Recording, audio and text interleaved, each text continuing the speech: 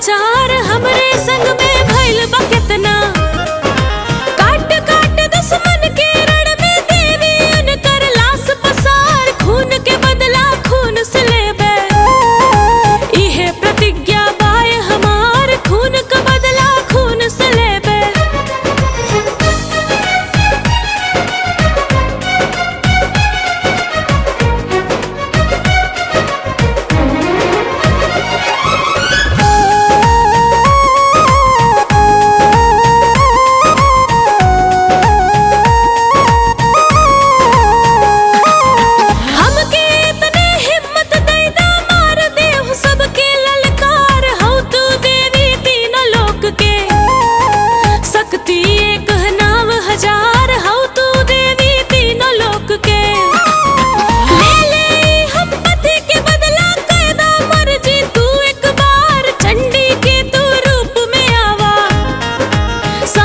हमरे तन के मझार चंडी के तू रूप में आवा।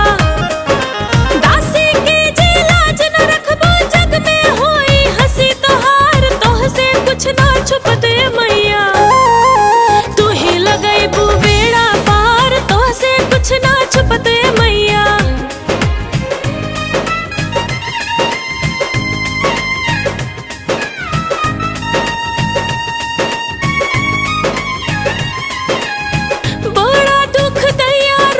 बचपन के समैया हो गईनी हम तालर कहिए में अनाथ। दे के जनमवा माई टुअरी बनवली, बाबूजी अपनो छोड़ाई लेहले साथ।